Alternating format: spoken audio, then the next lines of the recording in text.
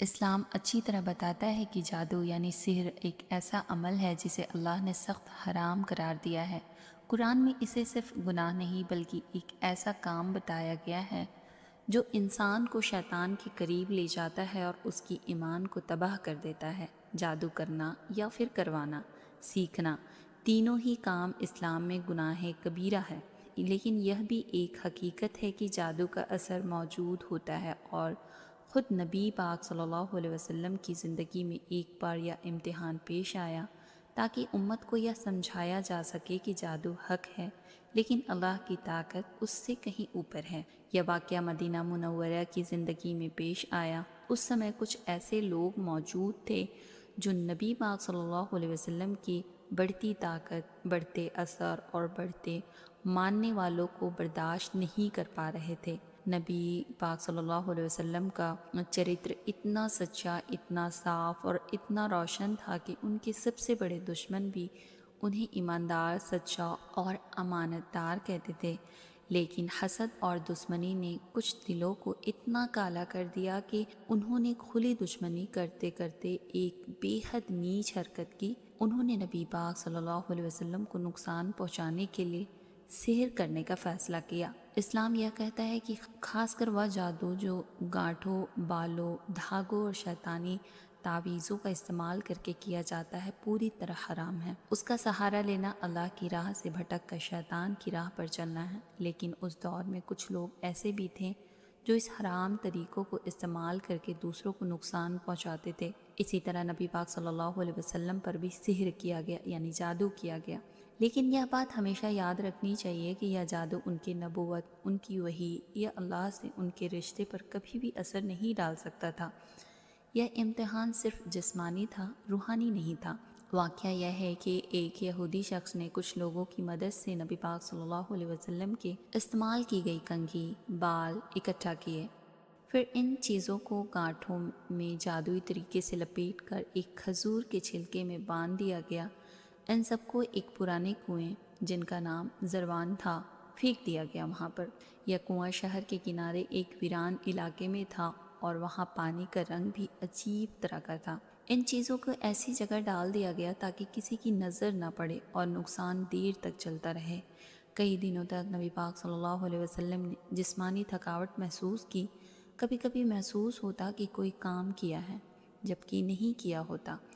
یہ ایک ایسی حالت تھی جسے آج ہم مینٹل فاگ یا پھر کنفیوژن کہتے ہیں۔ لیکن سب سے اہم بات یہ ہے کہ اثر صرف جسمانی تھی، روحانی نہیں۔ نبی پاک صلی اللہ علیہ وسلم کی نبوت، فیصلے، وحی اور دینی ہدایت کبھی بھی اس کے اثر میں نہیں آئے، کیونکہ اللہ نے اپنے نبی کو ہر برائی سے حفاظت میں رکھا تھا۔ اس دوران اللہ نے اپنے نبی کی مدد کے لیے 2 فرشتوں کو بھیجا۔ وحی کے ذریعے نبی پاک صلی اللہ علیہ وسلم کو بتایا گیا، ان پر جادو کیا گیا ہے اور وہ کنویں میں چھپایا گیا۔ یہ جانکاری ملتے ہی معاملہ صاف ہو گیا۔ یہ کسی ڈاکٹر، کسی انسان یا کسی دوائیوں کا علاج نہیں تھا، یہ سیدھا اللہ کی طرف سے آنے والی جانکاری تھی تاکہ امت کو سکھایا جا سکے کہ جادو کیسے کیا جاتا ہے اور کیسے چھپایا جاتا ہے، اور سب سے اہم اسے کیسے توڑا جاتا ہے۔ پھر وہ کنواں کھولا گیا، اس میں سے وہی چیزیں نکالی گئی جن کا استعمال جادو میں کیا گیا تھا، کنگھی، دھاگے، بال اور کچھ کس کر باندھی گئی گانٹیں۔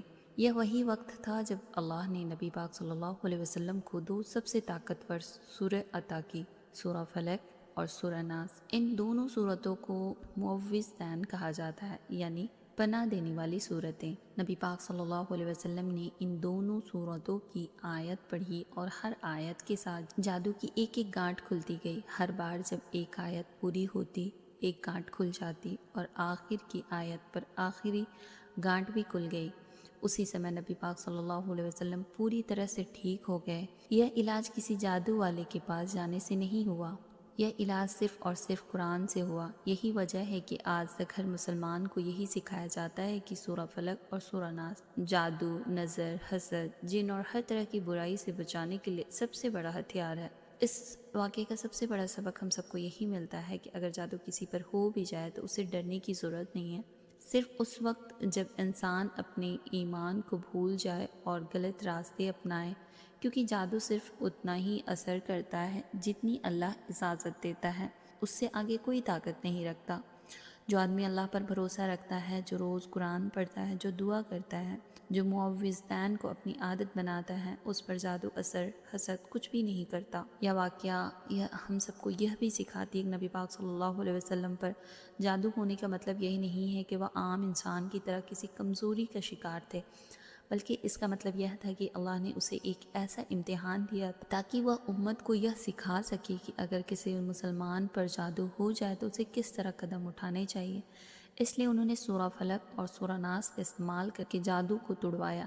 یہ طریقہ آج بھی ہماری زندگی میں سب سے زیادہ اثر کرنے والا ہے۔ اس کے علاوہ یہ بات بھی صاف ہو جاتی ہے کہ اسلام میں جادو کرنا یا کروانا صرف گناہ نہیں بلکہ کبیرہ گناہ ہے۔ جادو کرنے والا انسان شیطان کی مدد لیتا ہے، اس کے ساتھ سودا کرتا ہے اور اپنی ایمان کو خطرے میں ڈالتا ہے۔ یہی وجہ ہے کہ اسلام جادو کرنے والوں، عورت یا مرد کو ٹوٹکے کے عمل کرنے والے کو سخت ناپسند کرتا ہے۔ کسی مسلمان کے لیے ان لوگوں کے پاس جانا، ان سے تعویذ لینا، ان سے بھوشیہ پوچھنا سب حرام ہے۔ جادو کبھی بھی حلال نہیں ہو سکتا کیونکہ یہ اللہ کی تقدیر میں دخل دینا اور شیطانی مدد لینا ہوتا ہے۔ Thanks for watching. اللہ حافظ۔